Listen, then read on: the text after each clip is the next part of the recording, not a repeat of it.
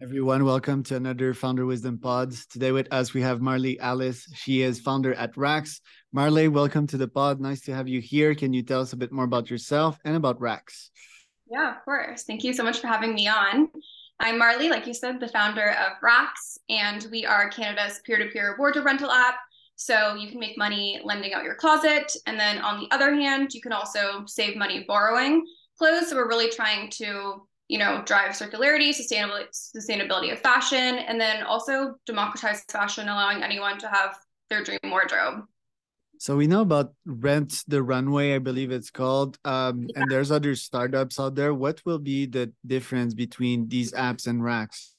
Yeah, so Rent the Runway was the one that really started the rental revolution of fashion. They're a bit different because they're not peer-to-peer, so they actually own all the inventory of clothing. So they've had a really hard time getting to profitability because the expenses that they have with buying all the latest fashion is huge, as well as dry cleaning the clothes. They have, actually, fun fact, the largest dry cleaning company in the US.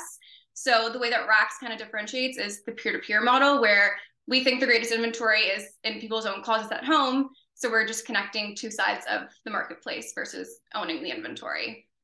Love it. So let's say that I have a Gucci belt. I paid it for 1,500 and I'd like to rent it for how much? 20 bucks a day, 50? So like what would be the average price? And then tell me how much percentage does the platform take? Yeah, so we actually suggest a price in the app for you to rent it out for. So if you put in how much it's worth in the app will automatically recommend that it's 20% of retail value. So consumers are getting an 80% discount on the item, which is awesome. And then Rax just makes 20% from lenders. So say you rent out an item for 100 bucks, then Rax would make $20. So the Gucci belt, not sure if the price tag was accurate because I don't have plans to own a Gucci belt. It's not my type of things, but still, Same. like it would be like 300 bucks to rent that belt because I believe the 1.5K is accurate. So 300 bucks per day, right? So it's not per day. So we actually have tiers. So some of our competitors globally actually do the per day model, but it gets really expensive to rent. So we actually have tiered pricing models. So the minimum amount you can rent it for is 4 days. And then you can rent it for 2 weeks, a month, 2 months, 3 months, and then it just gets tiered in pricing. So you can actually do long-term rentals for relatively affordable, which no other platform has really done before. They're really just focused on short-term rentals. We see a huge opportunity in the longer term rentals for, if you want an item for a season, or maybe you want maternity clothes for, 6 months. So there's a huge opportunity for also those longer term affordable rentals. Love it. Question: how do you get your clients? Is it mostly Facebook ads, TikTok ads, influencers? What are your main channels? Yeah. So my background's actually in go to market. I've kind of started my whole career in advertising and in growth strategy and go to market. So that's kind of where my expertise is. So I really always try to have like an omni-channel, always on marketing campaign across socials, kind of our biggest one because our demographics, obviously younger demographics. So really trying to build out like Instagram, TikTok, and Facebook. We also do email marketing, blogs, PR. So really trying to get in like a 360 view of how we can always be on with the consumer. And what would be the 80%? Where would you get like 80% of the traction? Yeah, so I'm really trying to build up our local community field because I feel like up until now I've kind of just been going national and like digitally, which isn't really resonating with the consumer. I think my biggest advice for any entrepreneur would be to get in local markets and really see like where your consumer actually is in person and build it up. So I'm from Toronto, so I'm building up the Toronto community, like just doing in-person events, doing pop-ups at like luxury gyms or at schools, like really trying to be in front of my consumer because it's also a new concept, fashion rental, especially peer-to-peer rental. There's a bit of education that needs to happen. So getting that one-to-one connection with consumers and actually meeting them has proved like the most valuable over anything. Interesting. Who built the app? Did you get funding? Or did you just bootstrap it yourself? Yeah, so I'm all bootstrapped. I have a developer who works on the app. We actually did a low code, like no code solution. So it was a lot cheaper, quicker to market. So yeah, that was great to have them on so I could kind of do everything else because it's just me running everything. Love it. Is it Bubble? What did you use for the no code? It's similar. Yeah, it's Adalo. So Okay. very similar to Bubble. Pretty cool. And you manage that in between a full-time job. So how do you manage to do these events at luxury gyms, which seem time consuming in my brain? So that's like fascinating to me. You must be pretty busy. And so like that's the first question. Then how do you manage the stress related with that? Yeah, it's definitely pretty crazy. Like I kind of touched on earlier, I'm a growth strategist right now at a startup. So I work with other startups and how they can grow their business. So at least during my day job, I get to learn everything about growing companies that I can apply to Rax. So another recommendation for entrepreneurs would be if you want to go into your industry and like start a new company, like try to work your day job in an industry that's directly related, because then you can just still get money from that to fund your startup, but also learn everything in the meantime. But in terms of how I manage it, yeah, it's definitely a lot. I work like 9 to 6 or 7 at my day job, and then like 7 to whenever I need to go to sleep on racks, and then on the weekend. So it's definitely a almost 24/7 thing. Yeah, that's crazy. Reminds me of the time that I started also as a founder. I would have a job at an agency, and then I would have my supplement startup, which was a good 30 hours per Yeah. week. Then I had an agency on the side. So yeah, these are tiring times, but these are times in which you grow Yeah. immensely. Um, what's your plan with Rags? Do you want to go full time once you hit X milestone? Yeah, I would love to take it full time. I mean, I'm kind of more like not risk adverse. I definitely want to have like my day job to be able to fund racks and like learn everything I can on the growth strategy side of things. But yeah, I would love to take racks full time if I get to the point where I can. That would be the ultimate goal.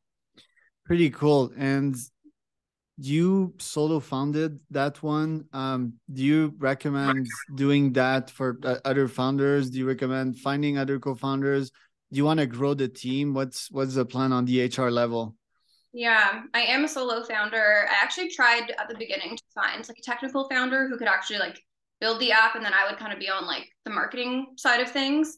But I just couldn't find anything. Like I probably interviewed like 20 people, and just I really wanted someone that had the passion for the business, the industry, the sustainability side of things.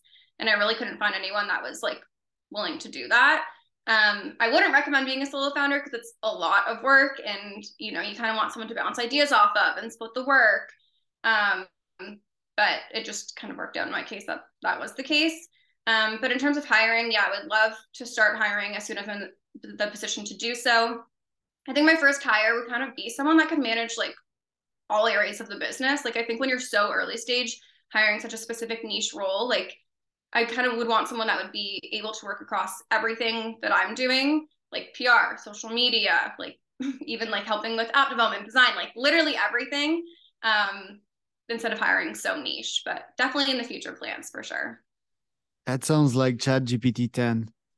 Yeah, literally. I need like a little robot to work for me. Yeah, I think that may be the case, given it a bit of time. Um, Yeah. quick one.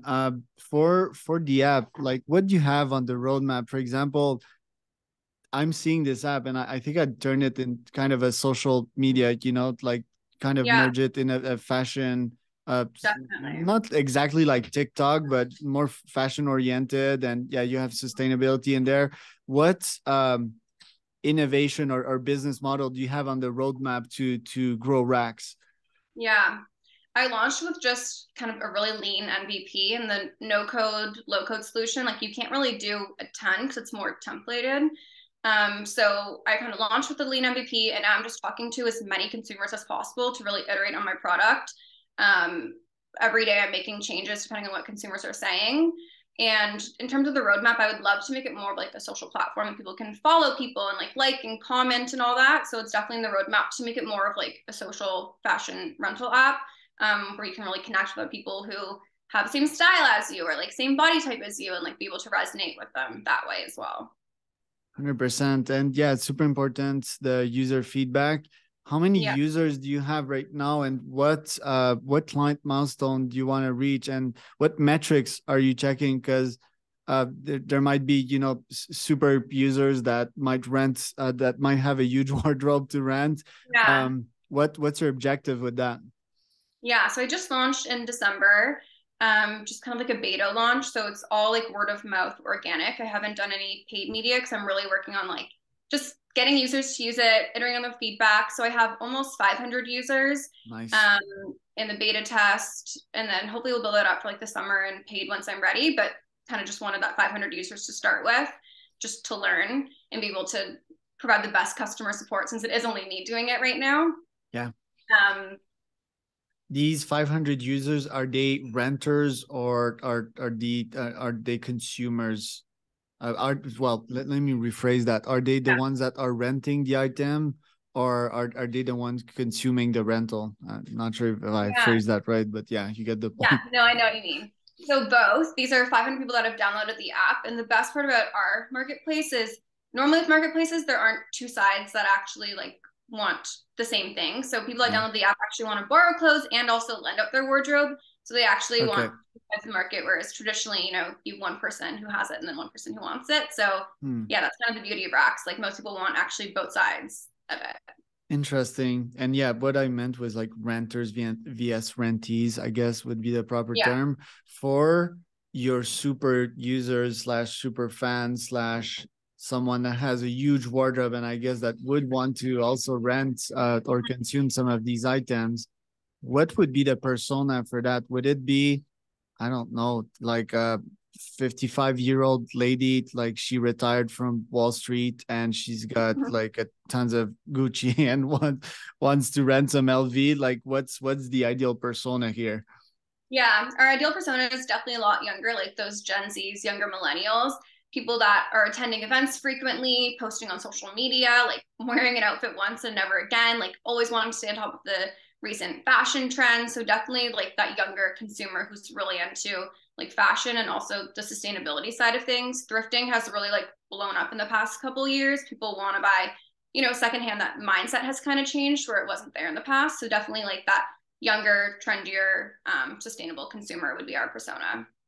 Last question. What problems can arise from renting clothes? What if the item is not in good condition, or what if like, yeah, it's like it stinks. I don't know. Like what problems can arise from renting clothes on the platform? Yeah, it's definitely like a bit of a logistical nightmare to begin with because you're just connecting two people, making sure that someone gets it for an event. So there's like shipping issues, getting it to the people. And then there's also obviously like the trust in renting out your item to someone if they ruin it. But we want to make sure that like lenders are completely covered. So actually borrowers can opt in to an insurance to protect against like that minor wear and tear or like a stain like you mentioned, which would cover if anything happens. So really our focus is to make sure that anyone lending out their item is like risk-free and covered to make sure any issues that do arise are not a problem. And usually platforms, people just like hopping out of them. For example, Upwork, you know, people just hop out of it and do business directly with the freelancer. How are you fixing that? Yeah, so that is always a risk that people will just go outside of the Rax platform to save that like 20%. But then if they do that, they're really not covered by anything, right? So they don't get any of the damages if their item goes missing, if someone's late returning it, like we facilitate all of that for them. So they don't have to worry about that. So that's actually never happened where someone has gone outside of the platform to our knowledge. And you have a commercial insurance with X insurance provider that states that they will replace any missing. It's like if you were a fashion company type of, or do you really tell them that you're a digital platform? That's what you do. How does the insurance work? Yeah, so I met with a ton of insurance companies actually, and what they said is, you know, with insurance, you actually don't want to be making claims because it hurts you.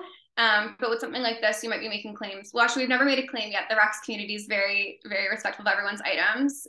So that's great. But if we ever did have to, we actually are like self-insured. So we own all of like that insurance. And that way we don't have any like third-party risk involved in that. And yeah. Love it. Yeah, I can see so many possibilities as well. You could even like probably repair the own items in-house before asking an insurer or something, if that's possible. But very cool. Very cool. Yeah, congrats on everything. It's really exciting. I'm pretty sure it will go far. Your background is really helpful as well with EY. And I forgot, is it like bell curve or growth curve? Yeah, bell curve. Yeah. It's really cool background, and yeah, I think it'll go far. Where can people find out more about you? Yeah, you can go to raxapp.ca. That's our website. You can find Rax in the App Store and Google Play. Then you can also follow us on our social channels at rent_Rax.